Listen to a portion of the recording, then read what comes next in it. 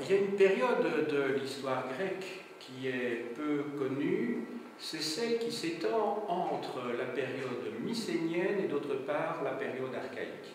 C'est ce qu'on appelle la période des siècles obscurs. Alors, nous allons commencer par regarder la ligne du temps que j'ai écrite juste avant le début de ce cours. Comme ceci, c'est peut-être mieux. Voilà. Alors, vous avez donc la ligne du temps qui part de la période la plus ancienne et qui va jusqu'à chez nous, mais en transitant par l'ère chrétienne. Alors, je n'ai repris évidemment que les siècles qui permettent de resituer les siècles obscurs dans l'ensemble de l'histoire hellénique. Ça va?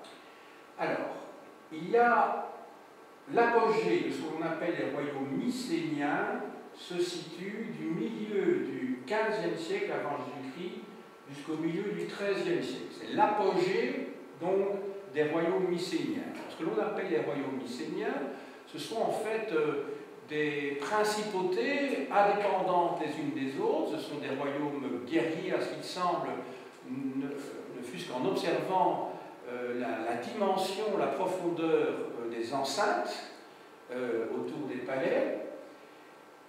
C'est une époque que l'on connaît seulement véritablement depuis une cinquantaine d'années, parce que c'est au début des années 1950, en 1952, que des Britanniques, Ventris et Chadwick, ont décrypté l'écriture mycénienne, ce que l'on appelle le linéaire B, donc c'est une écriture syllabique, comme l'écriture mésopotamienne, et l'on s'est rendu compte, en étudiant les caractères qui se trouvaient sur cette tablette en argile, qu'il s'agissait déjà de grec, mais du grec archaïque. Donc, autrement dit, les Grecs possédaient déjà une écriture avant l'alphabet.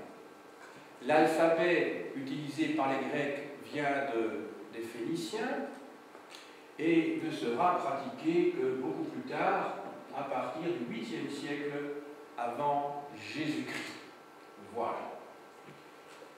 Alors ensuite, vous avez cette fameuse période qui se situe entre les royaumes mycéniens pour lesquels nous avons des documents écrits, et la période archaïque, où là nous avons aussi des documents écrits, mais cette fois ils ne sont plus syllabiques, ces documents, ils sont dans un alphabet que nous connaissons, c'est l'alphabet grec, qui est toujours utilisé, même s'il a été légèrement modernisé. Cette période intermédiaire, où la Grèce est véritablement dans la préhistoire au sens étymologique du terme, puisqu'il n'y a plus d'écriture utilisée, on l'appelle la période des siècles obscurs. On l'appelait également dans le passé le Moyen-Âge grec. Pourquoi le Moyen-Âge? C'est-à-dire une période intermédiaire entre deux époques relativement brillantes de l'histoire grecque, mieux connue. C'est donc une période qui était longtemps dévalorisée, principalement parce que l'on n'avait que des sources archéologiques et non pas des sources écrites. Et vous savez que l'archéologie peut nous apporter beaucoup de choses, mais que les sources ne sont pas parlantes. Elles n'expriment rien de manière explicite. C'est aux chercheurs, aux archéologues, à décrypter les sources archéologiques pour essayer d'en faire quelque chose. L'expression anglaise est similaire, on parle d'âge sombre, obscur, c'est ce qu'on appelle Dark Ages, donc la période sombre. Ensuite, vous avez du 8e siècle au 6e siècle la période archaïque. C'est la période où les cités grecques sont en gestation.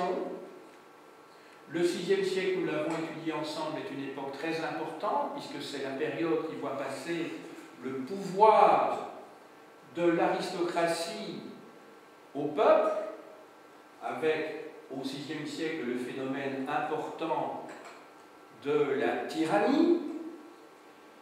Je vous ai indiqué dans la marge ici 508, vous savez que c'est une date clé, au moins pour Athènes, puisque c'est le moment où Clisthène élabore sa réforme, qui va conduire au système démocratique que l'on étudie et que vous vous avez étudié avec moi. Je vous rappelle, puisque nous avons eu un cours sur le droit romain, là c'était une date très proche qui avait été indiquée, c'était 509, c'était la fin de la royauté, et c'était le début de la République à Rome. Le 5e et le 4e siècle correspondent à ce qu'on appelle l'époque classique, c'est l'époque de tous les grands poètes, l'époque des historiens, l'époque des scientifiques, c'est l'époque, surtout le 5e siècle, l'époque de Périclès, qui est ce stratège qui dirige Athènes au sommet de sa grandeur à l'époque de l'hégémonie athénienne qui succède aux guerres médiques, la première et la deuxième guerre médique, donc au début, dans les 20 premières années du 5e siècle. Ensuite, à partir de 323, c'est la date de la mort d'Alexandre le Grand. Cette période marque le début de ce que l'on appelle l'époque hellénistique. L'époque hellénistique couvre le 3e, le 2e et le 1er siècle avant notre ère. Mais vous allez me dire, mais pourquoi alors la collade ne couvre-t-elle qu'un siècle et demi? Eh bien, tout simplement parce que ici, je ne m'intéresse qu'à l'histoire en Grèce, l'histoire de la Grèce. Par conséquent, les royaumes hellénistiques qui ont disparu après le milieu du 2e siècle avant Jésus-Christ ne sont pas pris en compte ici. Je veux dire, d'une part, le royaume séleucide, et nous avons étudié un document mésopotamien de l'époque des Séleucides, vous vous souvenez, hein, il était question d'Antiochus III, et il est encore moins question également ici du royaume égyptien, des Lagides ou des Ptolémées qui lui prend fin en 31 avant Jésus-Christ avec la bataille d'Actium, lors de laquelle Cléopâtre et Marc-Antoine sont défaits. Là, c'est la fin, le terminus acquem, de la période hellénistique. Donc, si moi j'ai indiqué 146 ici, eh bien, c'est tout simplement la date lors de laquelle la Grèce, au sens strict du mot, disparaît en tant que territoire indépendant, puisque c'est en 146 qu'a lieu la destruction de Corinthe et que les Romains créent la province de Macédoine et la province d'Achaïe. Donc, à partir du milieu du 2e siècle avant Jésus-Christ, quand on est en Grèce, on n'est plus en Grèce, si je puis dire. La Grèce n'a jamais existé dans l'Antiquité, comme vous savez, puisqu'il n'y avait que des cités grecques qui étaient très nombreuses. Il y en avait plus de 200, en tout cas sur le pourtour de la Méditerranée, mais il y avait eu quand même, après Alexandre le Grand, un diadoque qui s'était arrangé donc toute la partie nord de la Grèce sous la forme d'un royaume de Macédoine. Et donc le royaume de Macédoine disparaît et les cités grecques indépendantes disparaissent aussi en 146 avant notre ère. Voilà. Donc vous avez bien retenu ici les 5 périodes mentionnées. D'abord la période des royaumes mycéniens. Les siècles obscurs, c'est l'époque qui va nous intéresser ici. Vous avez peut-être remarqué que dans la marge, j'ai indiqué moins 1000, moins 950, parce que les sources archéologiques qui sont projetées sur l'écran correspondent à la première moitié du Xe siècle avant Jésus-Christ, puis période archaïque. Je vous ai mis le nom d'Homère entre parenthèses parce qu'il a un rôle très important, parce qu'il a écrit l'Iliade et l'Odyssée, mais l'Iliade nous informe sur une société qui est censée être celle du XIIIe siècle avant Jésus-Christ, c'est-à-dire l'époque de Troie, mais qui, dans les faits, les historiens même s'ils ne sont pas tout à fait d'accord, sont quand même, en gros, ont trouvé quand même une sorte de compromis, même s'il y a 2 écoles sur le marché, je dirais, des historiens, pour dire que ce que l'on trouve dans les textes homériques reprend peut-être des éléments d'une période très ancienne, 13e, 12e siècle avant Jésus-Christ, mais ce sont essentiellement des éléments de cette période, des siècles obscurs qui nous est révélé par les textes homériques.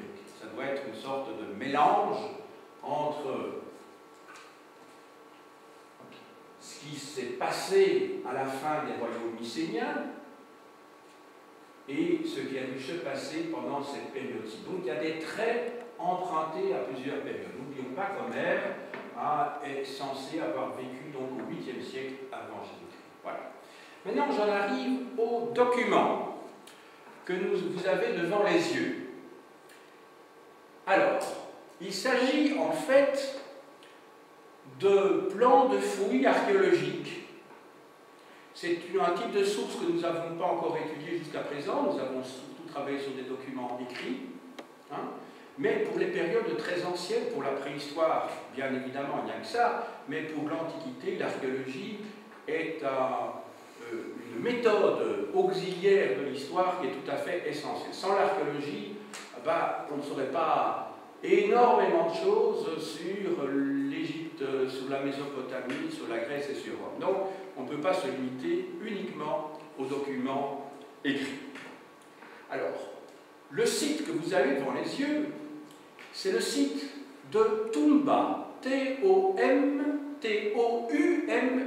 Donc T-O-U-M-B-A, Toumba.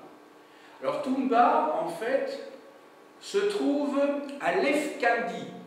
Je n'écris pas ça au tableau parce que je n'ai pas beaucoup de place, puisque tout est occupé pour l'instant, donc je me permets de l'épeler.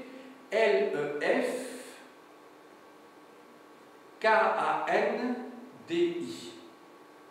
qui se trouve en EB. Alors, je vais montrer maintenant sur la carte où se trouve Lefkandi. Alors, vous ne le voyez pas écrit ici, mais Lefkandi se situe, voilà. Vous voyez où se trouve la pointe de ma baguette? Vous avez une très grande île ici. Il s'appelle l'EB.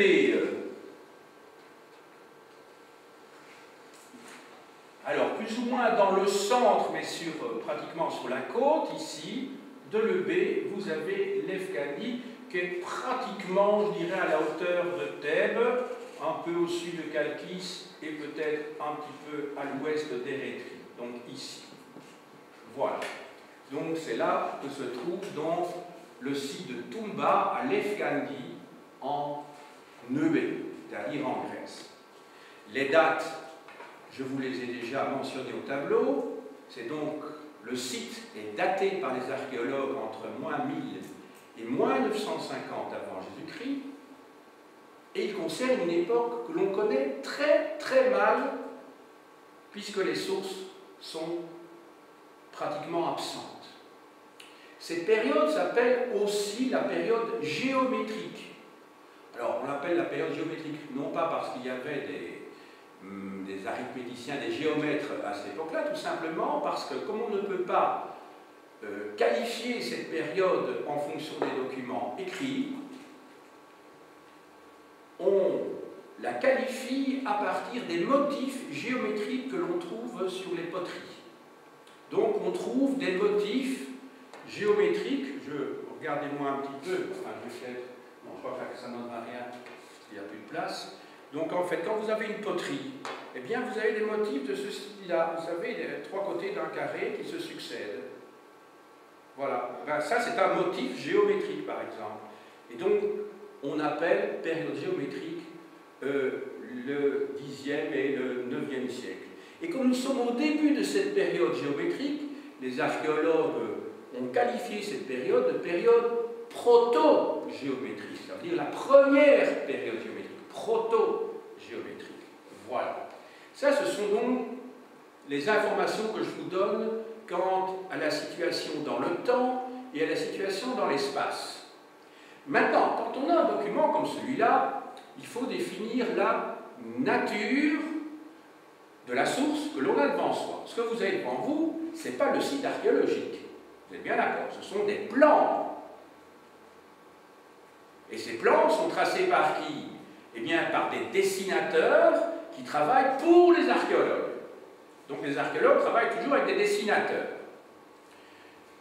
Je vous montre précisément maintenant ce que vous voyez ici.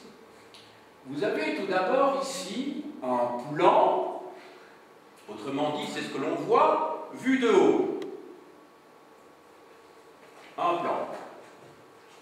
Vous avez un autre plan dans le quadre, la partie inférieure droite, C'est un autre plan, c'est le plan d'une tombe. Ce que vous avez ici, ce n'est pas un plan, c'est une coupe verticale. Donc, on a coupé le gâteau dans ce sens-là, alors que les plans sont horizontaux. Donc, c'est une coupe verticale de la même tombe qu'est ici. Ça va? Donc là, c'est la profondeur, et là, c'est quand on remonte dans la tombe. Tandis qu'ici, c'est une coupe donc horizontale. Ceci, c'est encore autre chose. Ce n'est pas un plan, c'est une reconstitution graphique. Ce qu'on appelle aussi un plan axonomique.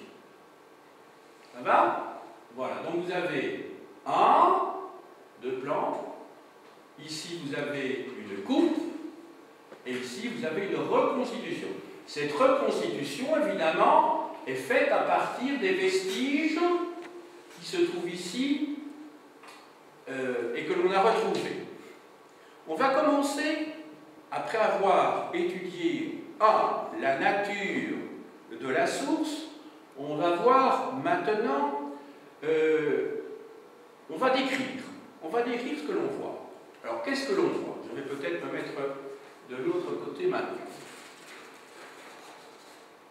Alors, ce que vous voyez, ce sont des vestiges d'un bâtiment. Vous voyez ici qu'il y a une prolongation ovale, ce que l'on appelle l'abside. Ici, une partie rectangulaire à partir de là, avant ça commence à tourner. Et vous voyez que cette abside, on la trouve uniquement de ce côté-là, et pas du côté oriental. Hein. Vous avez la direction du nord qui est là, et vous avez bien sûr une échelle qui vous permet de vous rendre compte des dimensions réelles de l'édifice. Vous êtes géographe, donc ce sont des légendes dont vous avez l'habitude. Regardez, ce qui est le trait foncé ici, là, on vous dit que ce sont les murs qui ont été mis à jour. Donc ce sont, vraiment, on les a trouvés dans le sol. Ensuite, vous avez ici, vous voyez, ici, les murs attestés. Donc là, on est tout à fait sûr qu'il y avait des murs. Et enfin, vous avez les murs probables. Vous voyez les petits traits ici? Tous ces petits traits, les petits traits qui sont ici, ça, ce sont des murs probables. Distinguez bien les trois. Ce que l'on a trouvé en dur, ce que l'on a trouvé, même si les pierres, enfin, on ne s'y trouve plus, oui, ce sont des pierres, je peux vous dire ici, et d'autre part, les murs probables. Vous voyez qu'il y a trois pièces. La pièce en abside, la pièce centrale, la pièce est. Vous voyez peut-être également qu'il y a deux fosses. Une fosse nord, une fosse sud. Ce que vous avez ici, ceci c'est la même tombe, c'est en fait la fosse sud. Vous n'avez pas ni de coupe, ni de plan de la fosse nord ici. Vous n'avez que la fosse sud. Vous voyez des petits points qui se trouvent ici, au milieu de l'édifice. Ce sont des trous de poteaux en bois. Et vous les retrouvez ici, dans la reconstitution graphique, vous voyez les poteaux. Un là, un là, un là, voilà. Donc c'est ce qui permettait, plus que vraisemblablement, de soutenir le toit. Autre élément important, vous avez ici, là, des pointillés, mais vous voyez ici, là, c'est bien des traces bien précises de blocs de pierre ou de bases, et ce sont des bases de colonnes. Des bases de colonnes. Alors ça, c'est ce qu'on appelle, quand cette partie ici, vous voyez, c'est ici, et c'est la partie là. Vous n'êtes plus dans le bâtiment couvert, c'est-à-dire couvert parce qu'il y a des murs et parce qu'il y a un toit, vous n'avez plus qu'un toit, une sorte d'auvent, si vous voulez, et toute cette partie ici qui est ouverte vers l'extérieur, pas au-dessus, mais tout autour, c'est ce que l'on appelle un portique. C'est ce que vous avez ici à l'école normale de Nivelles. Vous avez un portique qui forme les deux côtés de la cour de récréation, enfin l'ancienne cour de récréation qui est devenue un parking pour professeurs maintenant. Vous avez un portique qui permet donc, nous sommes en Belgique essentiellement de se protéger de la pluie, mais vous pensez bien qu'en Grèce, ces portiques sont destinés à se protéger du soleil. C'est beaucoup plus utile, bien entendu. Donc ils font office de parasol. Si vous voulez. Voilà, donc je crois avoir... On en est au stade de la description, entendons-nous bien, je n'en suis pas encore au stade de l'interprétation. Donc il faut d'abord voir. Donc première étape avec les élèves, on observe. On observe, on fait observer aux élèves. Une fois qu'on leur a fait observer et qu'ils ont bien vu tout, y compris les pierres qui sont là, y compris les trous de poteaux, y compris les murs ici, ils ont bien vu qu'il y avait 3 pièces, ils ont vu également qu'il y avait 2 fosses. Et bien une fois qu'on a fait ça, on va observer maintenant ceci. Il s'agit de la même fosse. Je vous ai dit, c'est la fosse sud. Alors évidemment, ça paraît peut-être un petit peu vicieux, mais vous voyez que le nord se trouve ici, pour la coupe horizontale, donc pour le plan, alors que le nord se trouve de l'autre côté, pour la coupe verticale. Donc en fait, il faudrait presque inverser le sud et le nord ici pour que vous retrouviez la position. Regardez, dans la fosse sud, vous voyez qu'il y a 2 tombes. Dans la fosse donc ici, il y a 2 tombes ici. Je vous parlerai de la fosse nord tout à l'heure. Vous voyez qu'ici, il y a donc une amphore. Vous voyez qu'il y a des objets qui sont à côté. Ça, c'est en fait un silex pour relire. Vous avez un morceau, la partie supérieure d'un javelot. Ici, vous avez une épée qui est cassée. Ici, vous avez le squelette d'une femme. Et vous avez toute une série de petits objets que l'on a trouvés sur le squelette et qui ne sont rien d'autre que des bijoux. Des bijoux en métaux précieux. Ici. Alors, regardez, le squelette ici, puisqu'il y a inversion, je vous ai dit, vous avez squelette de femme. Donc, comme c'est par terre, évidemment, il n'y a pas beaucoup de relief, il se trouve ici.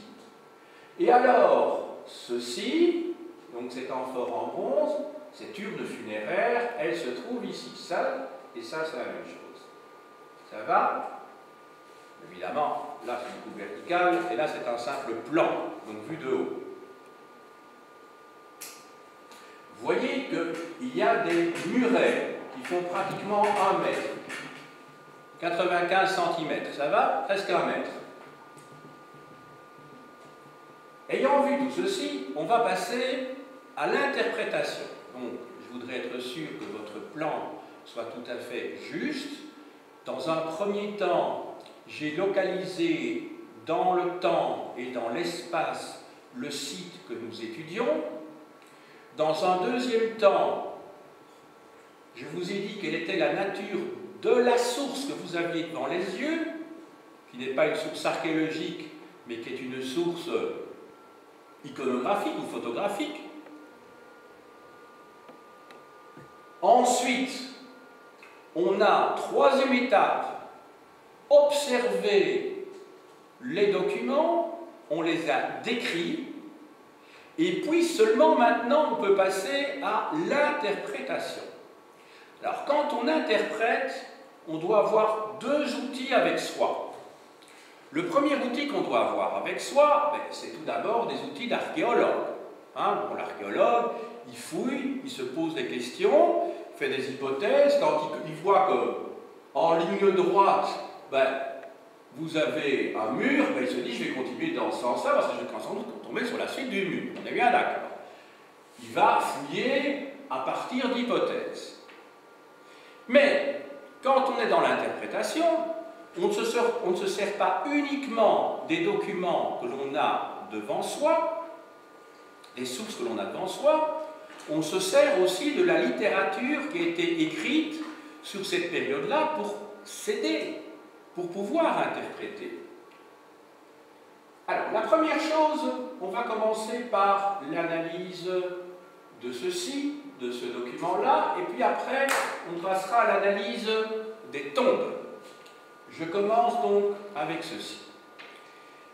L'archéologue, l'helléniste donc, spécialiste de la Grèce ancienne, qui travaille là-dessus, va d'abord se poser les questions, puisque c'est une période très mal connue, une période obscure, il va se poser des questions sur le fait de savoir si des témoignages architecturaux ou mobiliers, comme dans ce cas-ci qu'il a devant lui, révèlent une continuité ou au contraire des innovations par rapport à la période qui précède, c'est-à-dire par rapport à la période mycénienne. Alors, quels sont les éléments de continuité et quels sont les éléments innovants par rapport à la période précédente? Alors, les murs en pierre sur lesquels on a construit avec des briques, eh bien, c'est quelque chose qui existait déjà précédemment. Donc à l'époque mycénienne, et ça remonte même à des époques au 3e millénaire. Donc ça, ce n'est pas une innovation, il y a continuité. Alors, le plan en abside, ici, existait aussi précédemment. Ce qu'il y a de neuf, en revanche, c'est la combinaison entre les deux. Parce que c'est la première fois que l'on trouve à la fois un bâtiment où non seulement vous avez une construction en pierre surmontée de briques, mais où vous avez aussi un plan absidial, pour la partie en tout cas ici qui se trouve à l'ouest. Ça c'est neuf. Ensuite, le porche, ça se trouve déjà dans les époques précédentes. La présence de 3 pièces se trouve aussi dans l'époque précédente. Maintenant, le portique, ça c'est un élément nouveau. On pensait qu'il n'y avait de portique qu'à partir du 8e siècle, c'est-à-dire à partir du début de l'époque archaïque. La question est de savoir à quoi sert ce portique. Donc toute cette partie ici, qui est juste en dehors de la partie qui se trouve au centre de l'édifice, donc de tout ceci, qui se trouve, donc c'est toute cette partie ici, que je vous ai montré tout à l'heure, qui se trouve tout autour. Alors, il y a une première hypothèse, mais que l'on peut rejeter, qui est celle, en fait, d'un lieu où l'on entrepose de l'outillage des objets. Deuxième hypothèse, c'est que ce portique pourrait témoigner de l'existence d'un temple. Mais on n'en a pas véritablement de preuve. Et troisième hypothèse, c'est celle qui paraît la plus vraisemblable, c'est que ce portique témoignerait du fait que l'on est en présence d'une demeure aristocratique.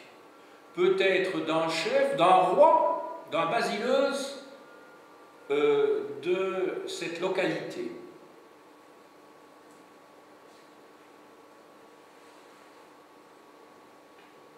Alors, les trous de poteaux, on en voit 5 ici. C'est un élément que l'on trouve déjà précédemment. L'originalité ici, c'est que ce sont des trous de poteaux à section carrée. Et ça, c'est neuf.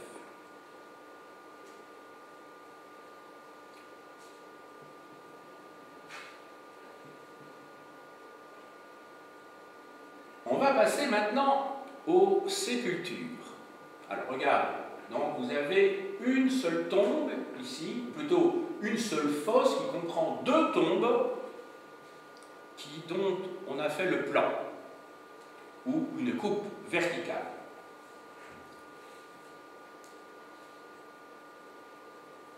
Alors, ce qui frappe tout d'abord, c'est que vous avez 2 tombes. Ici, vous avez une femme couchée.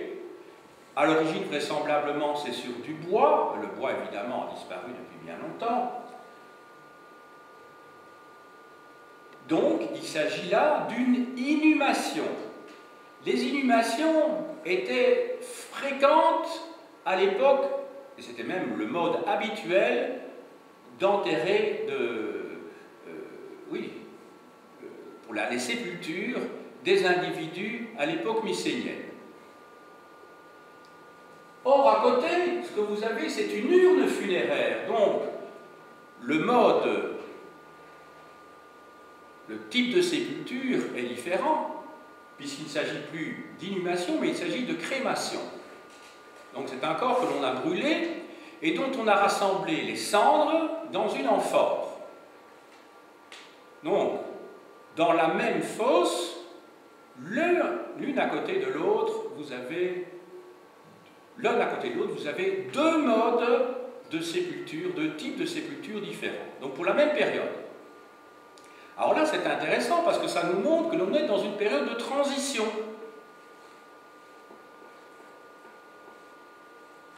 Les fameux textes poèmes homériques dont je vous ai parlé tout à l'heure.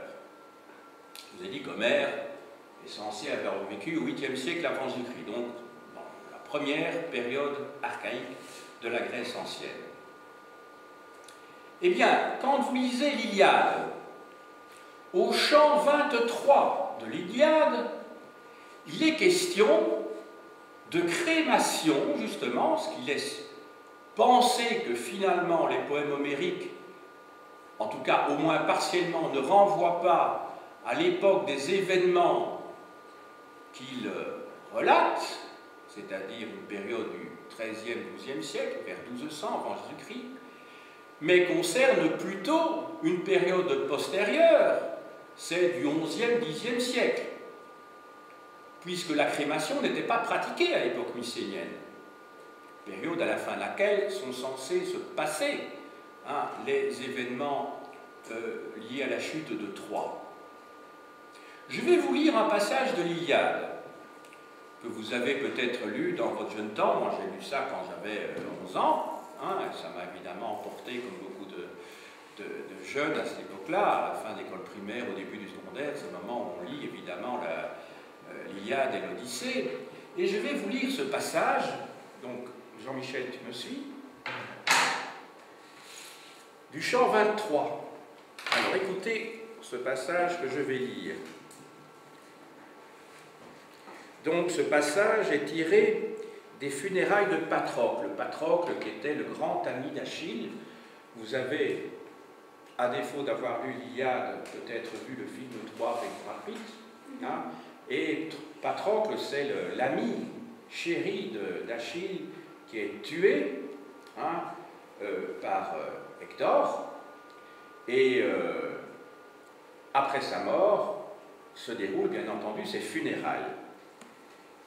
Alors, je vous lis le passage qui nous intéresse par rapport au document que je vous cite ici. Attends, je vais d'abord remonter un tout petit peu plus haut dans le... Alors, à peine a-t-il ouï ces mots qu'Agamemnon, Agamemnon, vous savez qui c'est le roi de la coalition de tous ces rois grecs qui sont partis vers Troie pour libérer Hélène, qui avait été kidnappée, si je puis dire, par Paris, le fils du roi de Troie Priam, et qui avait été kidnappée alors qu'Hélène était elle-même mariée au frère d'Agamemnon, Ménélas, le roi de Sparte. Alors, à peine a-t-il dit ces mots qu'Agamemnon, protecteur de son peuple, sans retard, disperse les hommes à travers les bonnes nefs. Les intimes seuls restent là. Ils entassent le bois et bâtissent un bûcher qui mesure 100 pieds dans un sens et dans l'autre. Au sommet du bûcher, ils déposent le mort, le cœur désolé. Mains gros moutons, mains bœufs cornus à la démarche torse, sont par eux devant le bûcher, dépouillés et parés. À tous, le magnanime Achille prend de leur graisse pour en couvrir le mort de la tête aux pieds, puis tout autour, il entasse les corps dépouillés. place là aussi des jarres, toutes pleines de miel et d'huile, qu'il appuie au lit funèbre. Alors ici se trouve la phrase qu'on vous demande de bien écouter. Avec de grands gémissements, prestement sur le bûcher, il jette 4 cavales altières, c'est-à-dire 4 chevaux, sont jetés sur le bûcher. Donc. Sire Patrocle avait 9 chiens familiers, il coupe la gorge à 2 et les jette sur le bûcher.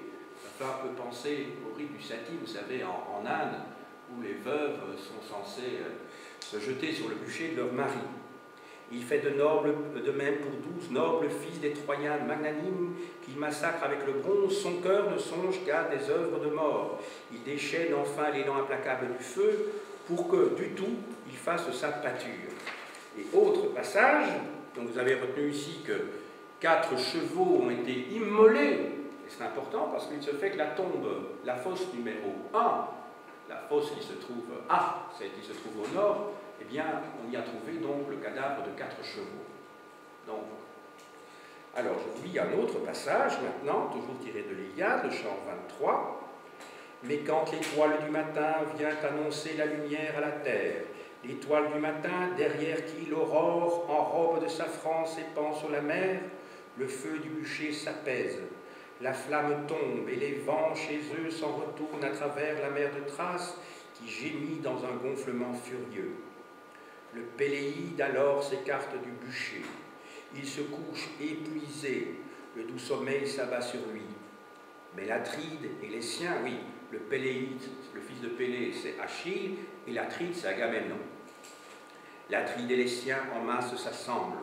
Aussitôt le tumulte et le bruit des arrivants l'éveillent. Il se redresse, se met sur son séant et dit « Atride et vous, héros du camp panachéen, avec le vin au sombre feu, commencez donc par éteindre le bûcher entièrement, partout où a régné la fougue de la flamme. Recueillons ensuite les eaux de Patrocle, fils de Métios. Distinguons-les soigneusement. Ils se laissent aisément reconnaître. Écoutez bien ceci. Ils sont au milieu du bûcher, je parle des eaux, les cendres donc, tandis que les autres ont brûlé à part, à l'extrême bord, hommes et chevaux ensemble. Plaçons-les dans une urne d'or, avec double couche de graisse, en attendant le jour où je m'enfoncerai moi-même dans la dèce. Pour la tombe, j'entends qu'on la fasse pas très grande, mais convenable, rien de plus. Plus tard, les Achéens la lui dresseront large et haute, je veux dire. Vous autres, vous qui resterez après moi sur les nefs, bien garnis de rames. Voilà. Si je vous ai lu ces 2 passages, j'ai annoncé déjà la couleur, c'est que la fosse qui se trouve ici, la fosse nord, contient donc les restes de 4 chevaux. Les 2 chevaux qui se trouvent dans la partie inférieure de la fosse ne possèdent pas de morts, tandis que les 2 chevaux qui se trouvent au-dessus ont donc des morts dans la gueule des chevaux. Voilà.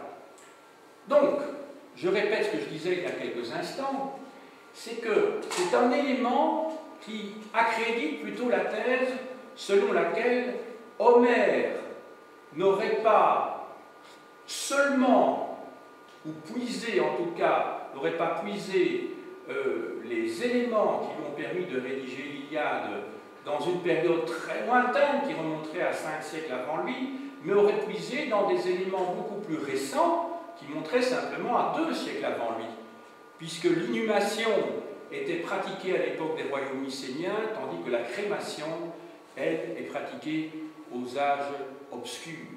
Et c'est ce que nous venons de lire ensemble dans l'Iliade. Alors, je vais en arriver maintenant rapidement à la conclusion, parce que c'est ça, maintenant, moi je suis historien, vous êtes dans le cadre d'un cours d'histoire, ce n'est pas un cours d'archéologie, donc il faut essayer de déboucher sur des considérations qui permettent d'inclure l'analyse de ce document dans l'histoire générale et dans l'histoire grecque d'une manière plus générale. Voilà. Alors tout d'abord, on a remarqué que sur le plan culturel, les continuités sont évidentes entre les périodes qui précèdent ces siècles obscurs et l'époque géométrique et plus particulièrement proto-géométrique. On a vu qu'il y avait un certain nombre d'éléments architecturaux que l'on trouvait déjà avant. Vous vous souvenez, les murs, l'abside, d'autre part les poteaux. En revanche, ce qui était original, c'est la combinaison de ce système de 3 pièces et de ces murs en pierre au-dessus desquels se trouvent des briques avec cette pièce en abside. C'est la combinaison qui est originale. Donc on est vraiment dans une période de transition. Ce qui est nouveau, c'est le portique. Mais le portique, je vous ai dit qu'il faut se formuler plusieurs hypothèses, et moi je vous ai dit que je penchais plutôt pour la 3e de ces hypothèses, selon laquelle il s'agirait vraisemblablement d'une demeure d'un prince, donc d'une maison d'un prince. Maintenant, la question est de savoir, est-ce que dès l'origine c'était une demeure princière où l'on a creusé les tombes a posteriori, ou inversement, est-ce qu'on a fait ce bâtiment pour les fosses qui s'y trouvent? C'est ça la vraie question. Quelle est l'origine de ce bâtiment? Quelle est sa fonction première? Quelle est son affectation? S'agit-il d'abord d'un monument, d'un bâtiment religieux, autrement dit d'une sépulture couverte, ou s'agit-il d'une habitation dans laquelle on a creusé des fosses? Peut-être que le prince dont je vous parlais habitait peut-être dans ce bâtiment avant que l'on y creuse les fosses, mais ça on n'en sait rien. Il faut formuler les hypothèses, et ça c'est votre rôle en tant que futur professeur, d'éveiller l'esprit des enfants pour qu'ils imaginent toutes les hypothèses possibles. C'est pas évident, hein? Mais il faut qu'ils imaginent. Et l'histoire se fait avec rigueur. Il faut connaître les méthodes de fouille, de datation, il faut connaître le contexte, mais il faut aussi être capable de se poser des questions. Et formuler des hypothèses, ça nécessite évidemment de l'imagination. L'imagination, ça veut dire rien d'autre que quoi? Simplement se représenter des hypothèses. Imagination, c'est pas affabulation, hein, entendons-nous bien. Quand je dis qu'un historien doit avoir de l'imagination, c'est pas un romancier pour autant. Simplement, il doit se poser des questions. Donc vous voyez que la problématique est importante. Donc, il y a certainement continuité, mais aussi innovation sur le plan culturel. Deuxième conclusion, après la conclusion culturelle, c'est qu'il y a une conclusion que l'on peut tirer concernant l'économie et la société de cette époque-là. La conclusion économique et sociale, c'est quoi? Bien, contrairement à ce qu'on a longtemps pensé, le XIe et le Xe siècle ne sont pas des siècles de misère, si je puis dire, c'est une période de prospérité. C'est une période où se met en place les éléments que l'on retrouvera sans doute, enfin en partie en tout cas à l'époque archaïque. Mais ce qui est important, c'est qu'on voit que dans la tombe, ici, il y a des tas de bijoux autour du squelette de cette femme. Si vous dire, c'était des personnages riches. Ici, on a une amphore en bronze. Si on a une amphore en bronze, on n'est pas dans une période de pénurie. Ça signifie aussi qu'il y a des contacts avec le reste de la Méditerranée orientale, pour que du bronze et des amphores en bronze arrivent dans cette région-là. Donc, ça témoigne également d'échanges au Xe siècle. Donc, c'est une période qui est peu connue, mais grâce à un site comme celui-ci, sur lequel on a fait des fouilles, et le plan, les plans que vous voyez ici, et la coupe ont été publiés en 1993, donc il y a moins de 20 ans. Donc c'est une découverte assez récente finalement, et qui remet en question beaucoup de choses. Voilà. Donc vous avez bien suivi le plan de mon cours, parce que c'est surtout ça que je voudrais que vous reteniez quand on travaille sur des documents archéologiques. 1. On doit situer dans le temps et dans l'espace. 2. On doit faire observer aux élèves le document qu'ils ont devant eux pour qu'ils en définissent tout d'abord la nature et ensuite pour qu'ils puissent décrire ce qui se trouve devant eux. Ensuite, il s'agit d'avoir des hypothèses qui permettent d'élaborer une problématique, et la problématique soulevée ici est celle de la continuité ou des innovations que l'on trouve sur le plan culturel à cette époque-là. Et vous avez vu que la réponse était partagée, et que donc il n'y a pas de rupture nette entre les royaumes mycéniens et d'autre part la période archaïque. Il y a une continuité sous-jacente, mais il y a des éléments tout à fait novateurs, comme on l'a vu. Donc ce n'est pas simplement une période intermédiaire, c'est une période qui innove. Enfin, on a vu que quand on compare ces sources archéologiques avec des textes littéraires, et le texte littéraire le plus proche de cette période-là, et qui relate en tout cas la période de la chute de Troie, ce sont les poèmes homériques, et on a vu qu'au chant 23, il est question de crémation, il est question également du sacrifice de chiens, mais aussi de chevaux, et c'est justement dans la fosse nord que l'on a trouvé les squelettes de plusieurs chevaux.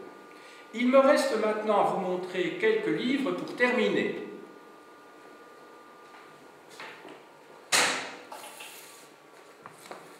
Alors, avant de vous présenter des livres, comme toujours, pour que vous ayez les notes les plus complètes possibles, si jamais vous voulez faire une leçon à partir de cela, je vous renvoie, comme d'habitude, au DVD qui a été fait maintenant il y a un petit temps, le DVD numéro 1 sur le monde grec.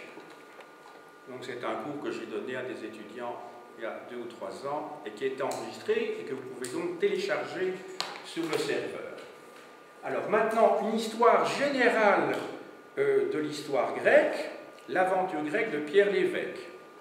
C'est un ouvrage très très bien fait et qui a au moins une vingtaine de pages, si mes souvenirs sont bons, sur les siècles obscurs.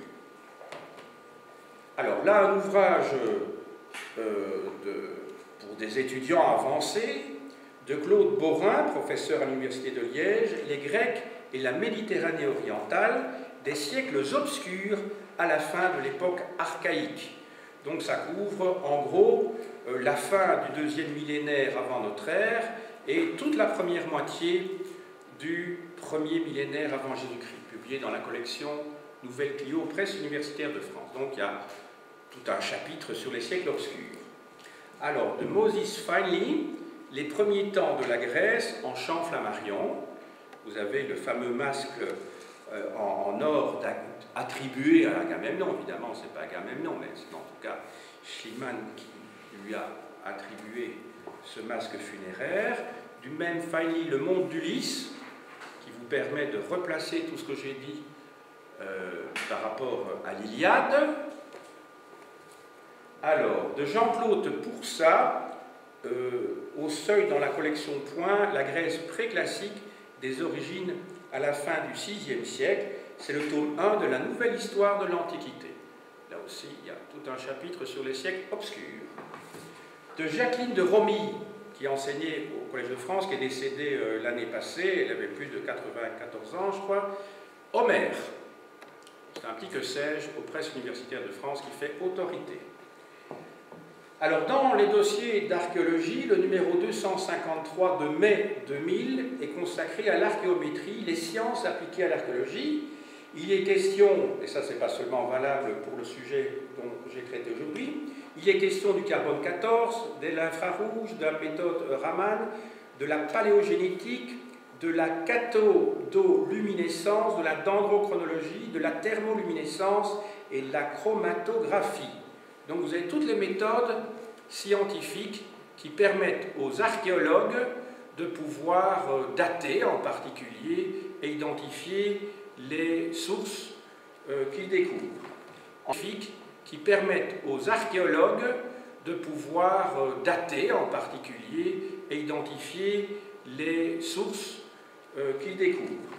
Enfin, pour terminer, et dossier d'archéologie numéro 195, juillet-août 1994, les Mycéniens des Grecs du 2e millénaire, une prestigieuse civilisation, les gens des vérités dans les poèmes d'Homère.